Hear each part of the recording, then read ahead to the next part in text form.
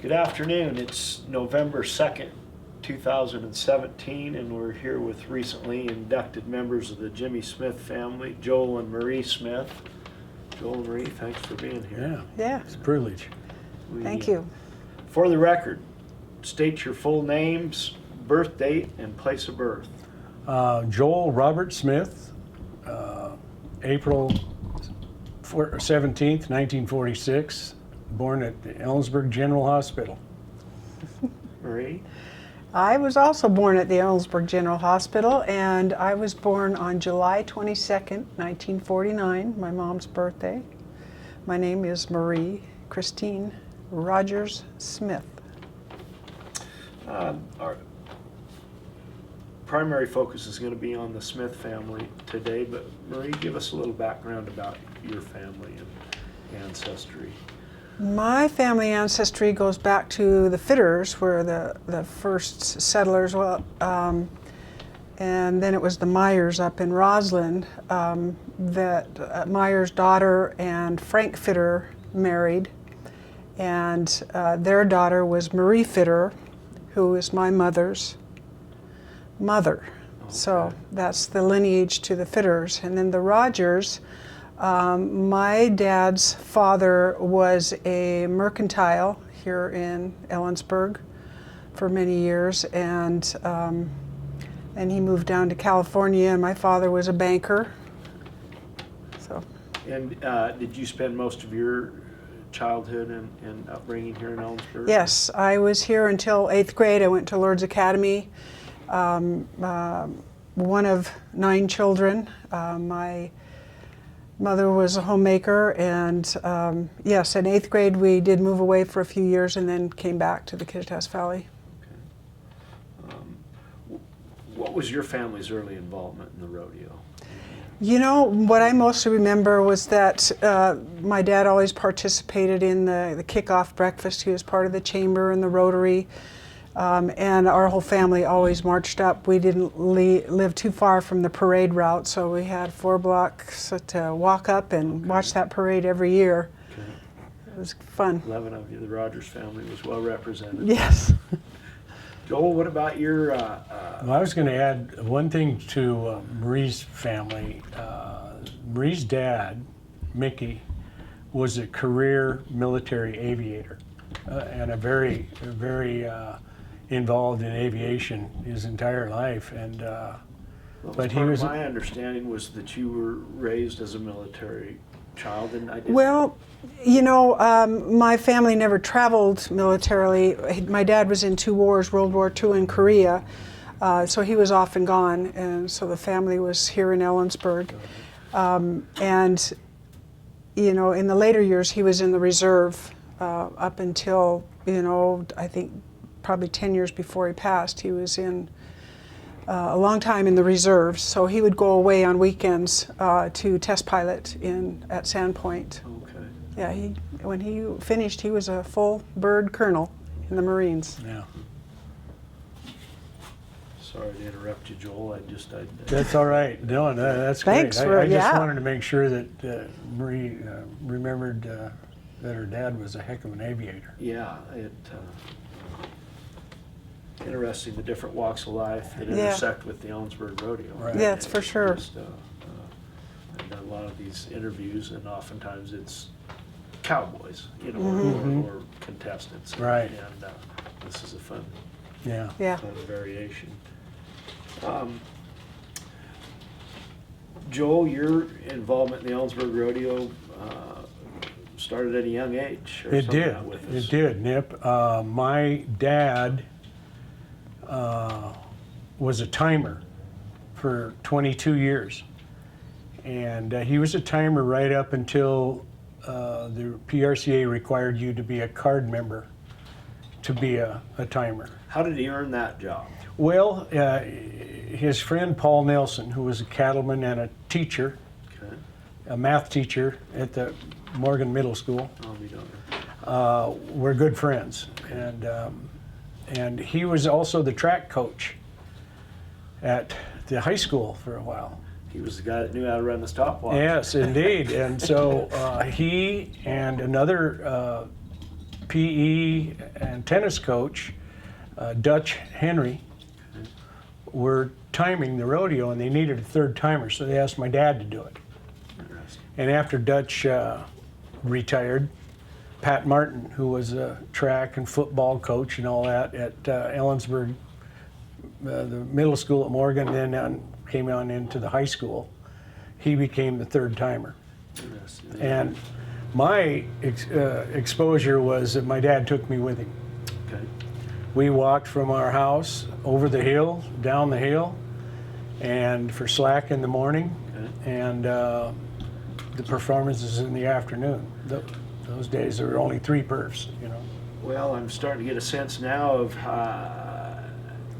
how you learned about being there from the very beginning to the very end. The timer, he doesn't miss a run. Right. And so, Yeah. you were there for slack performances. Yeah, and there was no scoreboard, no clock in the infield or in the arena any place. So there was a big old horn that went off at the end of the ride or into the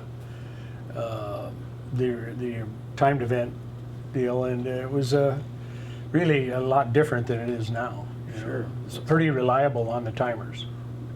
Yeah, you can see the responsibility. Well, it's an important job, modern day Yeah. or past, but you can see the reliance. There's Yeah. not the backup that we Right. depend on today or The realize today. That's for darn sure. And Paul Nelson was the captain of the team, you know, up there, and he was pretty quick with numbers, and so he'd do the average He's the of the math three time Got clocks. it. Okay. He'd do the average and give that to George Prescott, who was the announcer. And that all happened in real time. Real time, yeah. That's- Yeah, it was really interesting. And also the rodeo secretary sat up with us in the announcer's booth. Now, at that time, was it an open, aired booth, or? Yes. I guess, was it covered? No, no, it wasn't covered. It was the old Buckaroos had about 5 or 6 rows, and then a little crow's nest on the top of it. The crow's nest was for the radio broadcast, Oh, okay. and the announcer's booth sat over the how you loaded the buck and shoots. Okay. It kind of sat out, and you could look down the line at the buck and shoots. I think there's a picture we have in the Hall of Fame of you sitting in the crow's nest as a young person. Right, And, yeah. That was- that must have been It was great. sought after seat. Yeah. Well, it was great, you know, and my job was a lot of fun too, and I was commissioned to go get pop and coffee in the early morning, especially at Slack. A lot of coffee went up there, and I'd try and get it up there with at least a half a cup left, you know.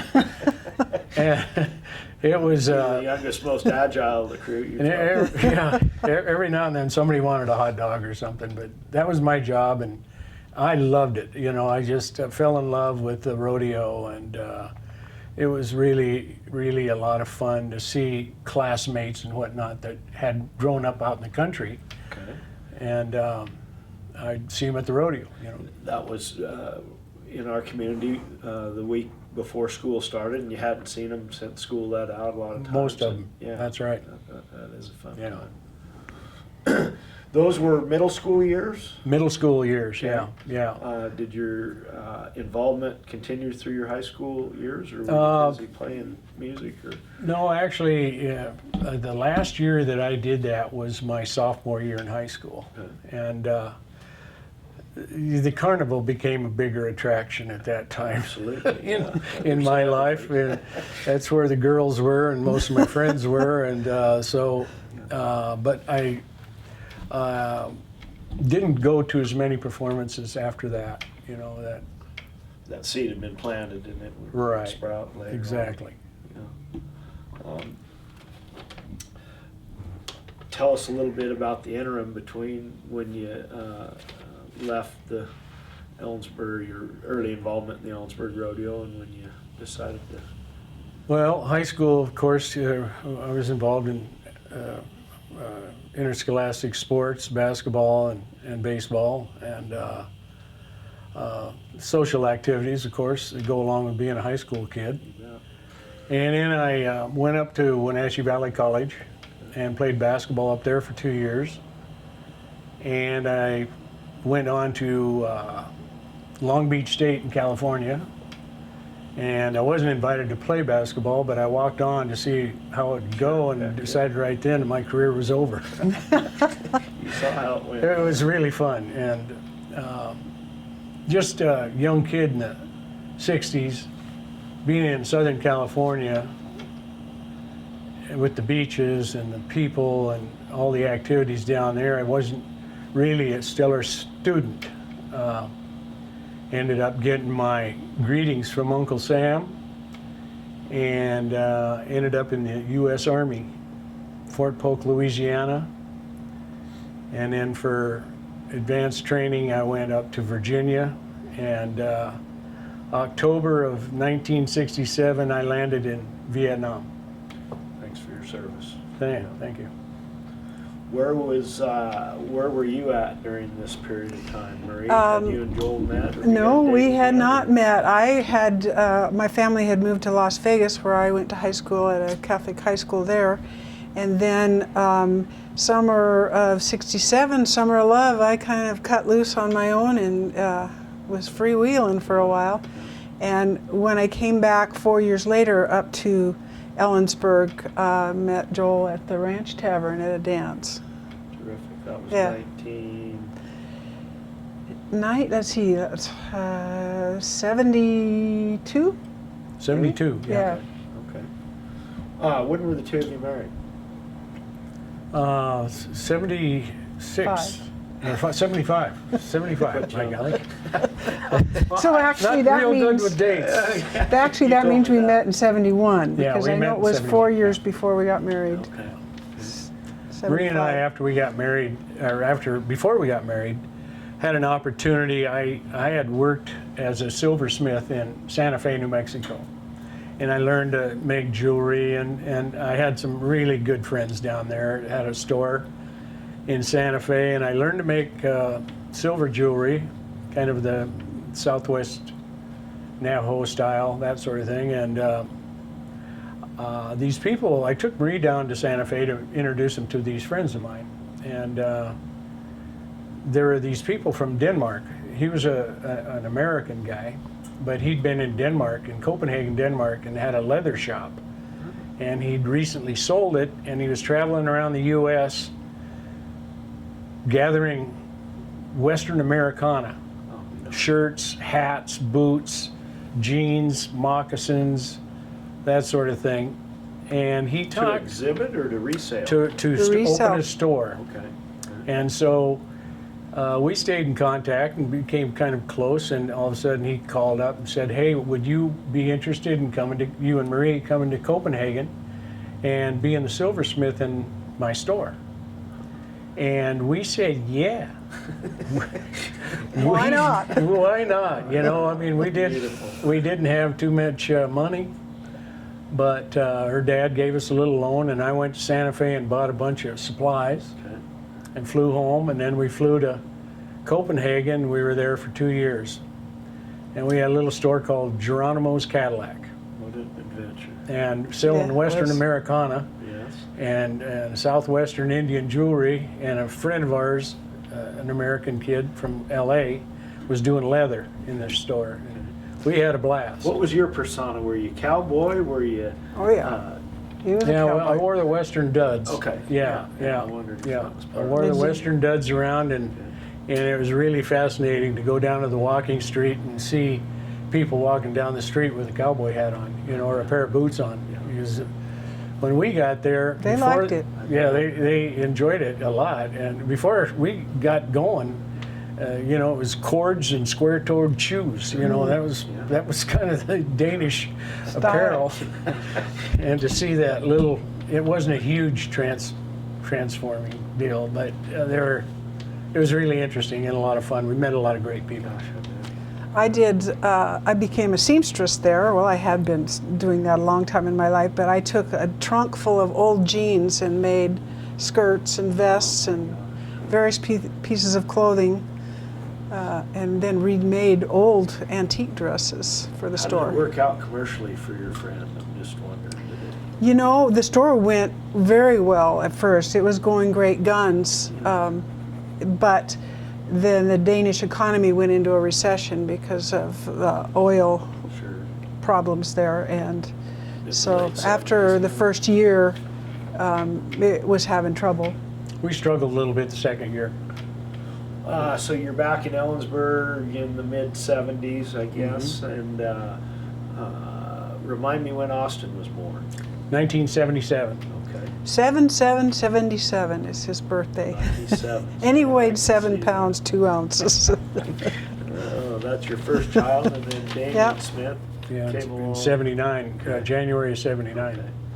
Now we're back home in the Kittitas Valley. When did you say Ellensburg Rodeo? I'm back and here for you. Well, you know, that came with work. My dad was, he loved the rodeo, and his father was an usher, and I don't know whether that did something or more of a peer thing with my dad, because he was friends with Art Driver and Tex Tolliver and these guys, and they were Timer buddies that got him involved. yeah, it's basically it. And when it came time to deal with the hornets and the flies and that sort of thing, my dad had the equipment, you know. Okay.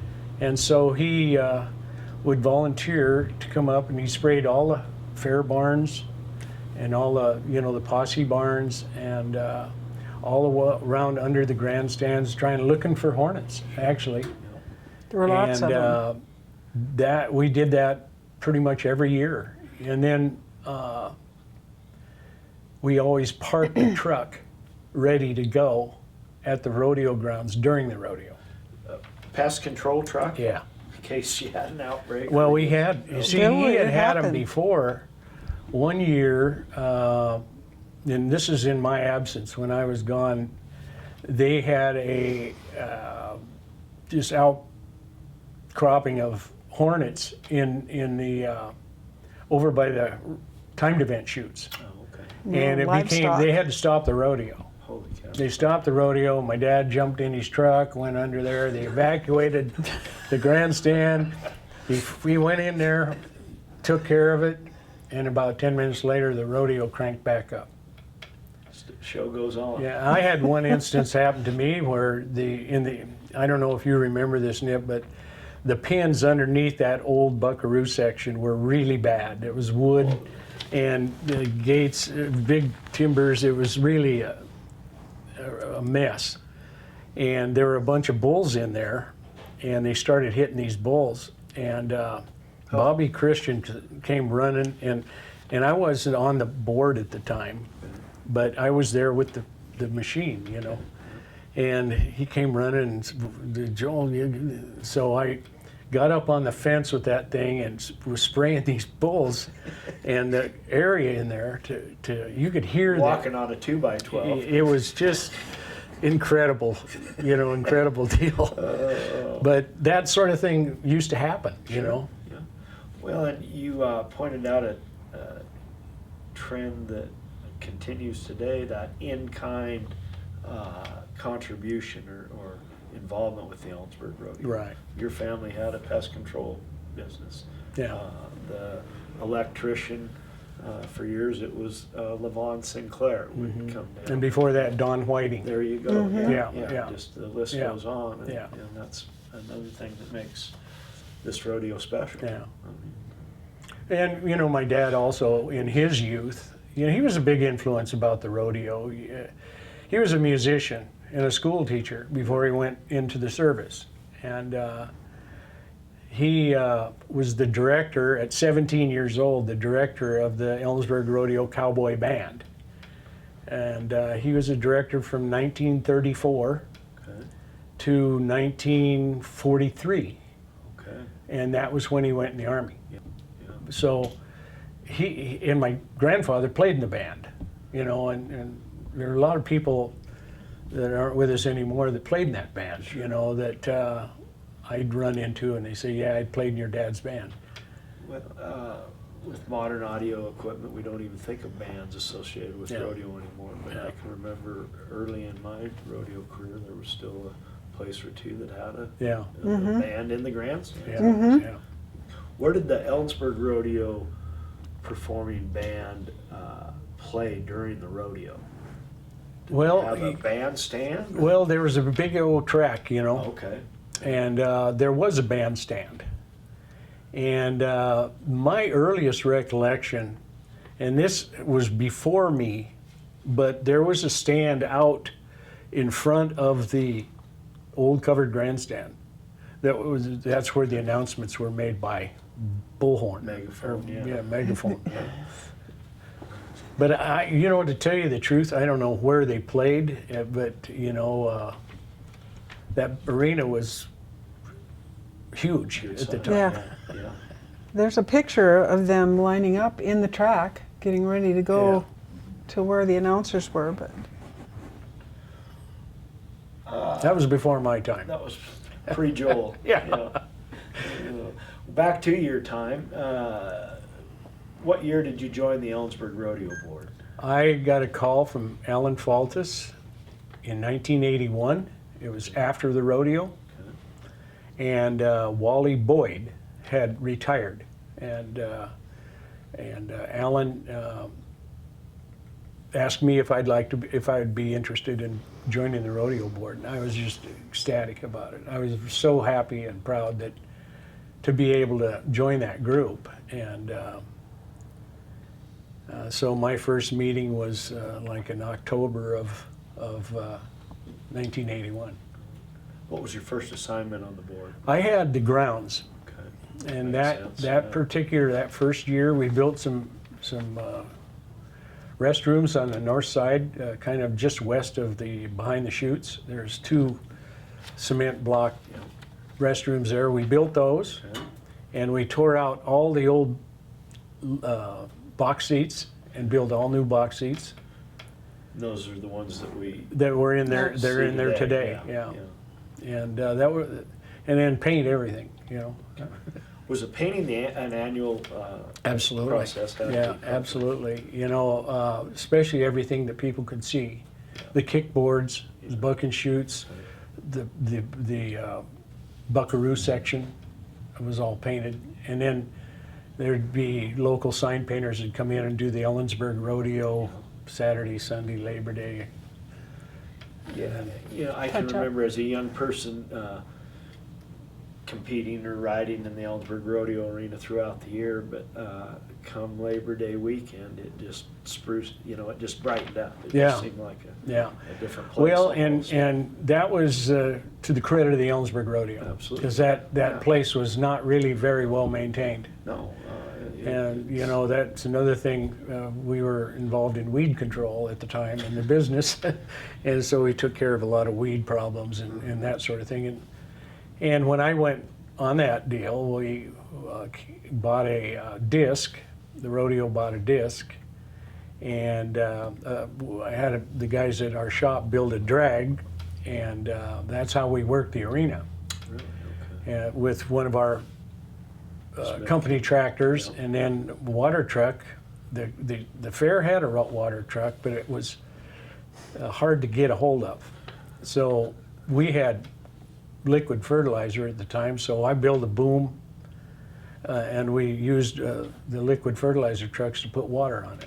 Terrific. And we'd start about 2 weeks before the rodeo, getting that arena ready. And that's not the most conducive dirt to a good rodeo was. arena. It Yeah, just- I it was a can rock picking deal, and Yeah. every now and then I picked a few rocks. Yeah, we all picked a lot of rocks in that place. We'd have rock picking days, and the posse'd come, and especially that track, because it had got ignored, And the minute you put a disc in it or any kind of implement, you were pulling up these rocks. And so anyway, the posse used to come in, prior to rodeo and help pick rocks. This was before the top hands, But yeah, it was a fun experience. It really was, and we were able to utilize our equipment, and I did that for 8 years. grounds. Mm-hmm. Yep. Then Kenny Peterson took it over. Okay.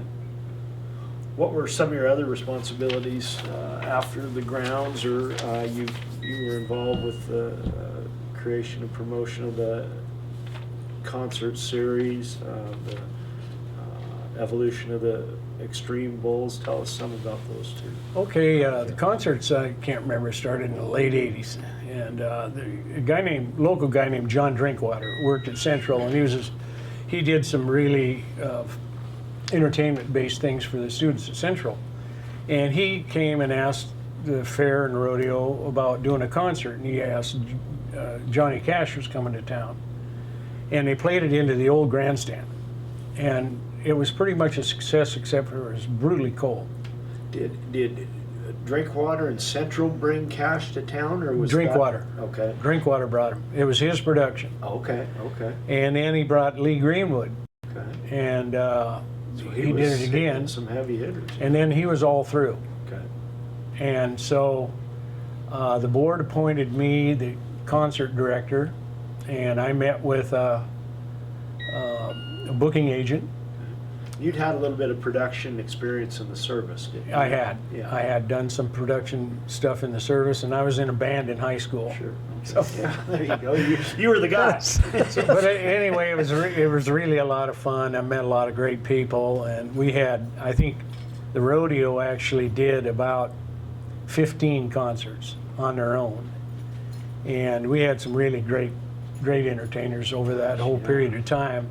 The last 2 years, we had Chris Ledoux. Okay. And I say 2 years because he was such a hit. The first year we had him back to back. And that was the last concert. And after we totaled up all the money, the losses and the gains, I think we netted $1,800 and some odd dollars. You were in the black. Net for 12 Yeah. years. And Congratulations. these budgets were like Real $50,000 money. to $80,000. Johnny Cash and Lee Greenwood. Yeah, well, and then we had a lot of other Big Oak name Ridge people, boys, sure. and Tanya Tucker. Tanya Tucker, and well, we just had a whole lot of interesting acts over the years, and they were expensive, and we tried to go after what they called they were up and coming. What the heck did they call Horizon it? Awards. Horizon people. Okay. And then we try and go after Glenn Campbell toward the twilight of his career. Okay. Keep your costs down maybe a little bit, Yeah, but still yeah. have quality entertainment. Yeah, and everybody basically had an assigned seat in that When place. did the Gorge come into play? Was it? Well, the Gorge came into play along the same timeline. Oh, okay. So, And you so- had direct Yeah. competition. When Right. we first started, we played that into the Northwest Grandstand, Okay. and we'd get Rue would give us 6 trailers to put the stage together, Okay. and we'd play it in that way. Straw and- bales on the arena And then we floor. put straw bales down there, and gosh, I'll never forget it. When Jim Davidson was a heck of a helper. He was the first guy to get there and the last guy to leave. And Jimmy thought it'd be a really good idea after we cleared all the straw out to burn it. Well, Ken McCrae called me. He was the arena director at about 5:30 in the morning, and I'd gotten home about 3. And he says, "Joel, you better get down here." And I said, "Well, what's wrong, Ken?" He says, "You got a fire in the middle of the arena, and the slack starts in about an hour." So I rushed in there and got my tractor and disc out, and we disced that fire under it. But anyway, it was, bless his heart, he had good intentions, but it wasn't one of the smartest things we ever did. And then all of a sudden the Gorge called us and said, "Hey, we'd like you to do a trade with us. We're going to have one of these rock concerts down here, and we need some panels like you have at the rodeo," because John Drinkwater was involved He was in a those part of concerts. that, yeah. And he knew what we had in inventory for panels. We used to make pens and stuff out of those panels. He said, "We won't need them during rodeo, but we'll need them at a different time of the year. And if you wouldn't mind, we'd come and haul them down there and then bring them back to you." We thought, well, that's a heck of a fine, not a problem. And he says, in exchange, we're going to change out all of our chairs. And if you want them, you can have them. So a bunch of us with pickups and trailers went down to the gorge and took out, I don't know how many chairs, but they're still using them today. And we used chairs for our concerts from that point on and got rid of the straw bales. Are these the folding chairs? Yeah, Uh-huh. the red. Same ones. The red, the Used black, for Jazz in the Valley. green. We use them for Jazz in the Valley uses them, and a lot of people use them. I've got 8 of them at my The house. institution. Yes. Those chairs are. Huh. No, they were. It was a great trade. Sure it was. And from that point on, we had chairs for those assigned seats, and you know, I'd like to say we filled them up every year, but we didn't. But we did come out We had a good crowd. barely in the black with an extreme It was amount fun. of exposure financially. Yeah. Yeah, the risk was. So, which leads you into the concert. You know, the people that were involved, like Marie was taking the entertainers down to get laundry done or run to the bank or go. There were a lot of volunteers for that Well, deal. and yeah, it's an entirely different or additional production. Oh, You know, right Yeah. in the middle of our huge community event. yeah, you know, so it really, the tax top, the manpower. exactly, and you know, when we had those bales, the rodeo board had to stick around, and at that time, the top hands had come on board, Okay. and people like Estelle Johnson were just huge help for this whole thing. And the Suberts brought food, you know, we had on our contract to feed the entertainers and whatnot, and they'd bring food. It was a completely different kind of production than the rodeo. Yeah. Did it solicit a different group of volunteers or an additional group of volunteers? Pretty Or did it much the just spread same. The other folks. Pretty much a the little same people. That more work thin, hard, yeah. Yeah, pretty much the same people. And you know, there's people that I mentioned a few, but there are a bunch of them. Once you get Estelle Johnson, you get her whole family, you know, kind of deal. Okay. Yeah. The same way with Suberts or anybody else. yeah. They just show up and Happens with help. civic involvement. Exactly. But When did the Ellensburg Rodeo go right from the concert series to the bull riding, or was there a period of time in between there? it went right to the bull riding. Okay. Was it an instead of decision? Exactly. Okay.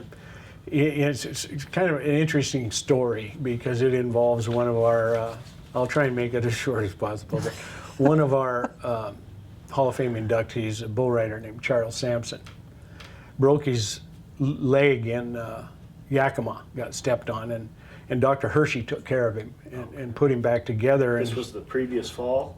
after our rodeo, Okay, yeah. he went to the Yakima rodeo during the fair. It was Yeah. after our rodeo. And then he called me up and asked me if I'd give him a ride back to Seattle. His wife and children were living in Seattle. Okay. And I said, sure. And at the time, we'd put together a little deal where you could go into Sue Lombard. If you're a contestant, you could go in there and, Barracks or month? yeah, for 2 hours, or you could spend 3 days That there. was a great. It was a good deal, and I Cowboys was like asking Charles about it. I says, is that a good deal? And he says, Joe, what you need to do is put on a standalone bull riding. There's none of them in the Northwest. The only one is the one that he was doing at the time was called Bull Riders Only, that. Yeah, BRO. yeah, And he was involved in that administratively too. yeah. This is pre-PBR. Well, it's just Or at the at the beginning of same time, PBR. okay. PBR came in after BRO. Yeah. But anyway, he says, you need to have a stand-alone bull riding. He says, you guys are in a perfect time of year, and make it an invitational deal, and you'll be really surprised at what happened. And so I took it back to the board, and they thought, yeah, you know, there's some skepticism, you know, about it. Another event, you know, my gosh. Something new. But anyway, Where's they... Smith come up with these ideas. It's all starting to make sense to me. Well, so anyway, they gave me the nod, and so I went out and researched whether to go with this new PBR group Okay. or whether to do a standalone deal. And we decided to maintain ownership. Got it. that we were going to do a standalone deal. I often wondered And that. so I went to one of our stock contractors there, Big Hutzel. Ben, Don Hutzel. Okay. And I said, Don, we'd like to do this. He was ecstatic because at the time he was raising large some in good bulls. bulls, yeah. He was large in bulls. Yeah. And he said, what are you talking? And he says, well, we want to come up with a purse. The rodeo will come up with the purse, but if we don't make enough money, we want a partner. If we do make enough money, we'll split it with you, the profit. Yeah. But if we don't, you're going to help us cover the deficit. Which was a roll of the dice, you know. And he took care of all the stock contractors that were going to come, and he also did the invitations to the bull riders, which took this out of our deal. Okay. Because, you know, our PRCA secretary wasn't going to do anything about this. That's what that was, yeah. So it was our payroll and everything for this prototype, Okay. as it turned out to be. Sure. And anyway, we decided not to sell any seats in the old covered grandstand. And that was a decision that I made because I thought, we don't want Scattered. 150 people in that grandstand and 200 here. Yeah. And we actually sold out from the old track around, all the way around to the Gold Buckle building. We sold it out. First year. And the top hands and another great lady that took care of the ushering and all that. And Was it Saturday night? it was Saturday night. Okay. And the first year, a guy named Jerry Jensen did the sound, and I did all the music for him and told him this is the way we're going to do it. Well, we hired a guy named Cody Snyder, who was an ex-world champion bull rider, Right, yeah. to be our shoot boss. Okay. And we hired another guy named Jim, what was his name? He's a pyro guy, another Canadian. Okay. And we hired a Canadian announcer. So And you had rock and roll and fireworks and, Yeah. and the feel of something different. yeah. We opened it up with fireworks that went down the track fence, and when it got to the middle, it was a big explosion. And Guns N' Roses' "Welcome to the Jungle" was the music, and it just went like this. And the fortunate thing about it is the bull riding guy from the PRCA. I always forget his name, but The great guy. event director. He was the event director. And anyway, he came, and a couple other administrators from the PRCA came. And fortunate thing about it is this kid, this Wisconsin bull rider, he rides the last bull in the short go, Unforgiven, for 91 points. Only bull ridden in the short go. Oh, the crowd goes wild. And the crowd Yeah. goes wild. Well, and then, God, I wish I could remember his name. Anyway, he and these administrators come up after the deal and says, you know, Joel, we're trying to put together a tour because we're losing bull riders to the PBR. Yeah. And we'd like to use this as a prototype for a tour. And we're going to put up the purse. We're going to make the draws. We're going to see who's going to be in it. You don't have any administrative things. All you have to do is put it on. And boy, was that a nice thing to hear. And so that was after that initial year. Yeah. Or that was. But Sam Dunn came later, Well, right? way later. Yeah. Way later. Sam, the PRCA administered the thing and did the promotional, the television, and everything. Okay.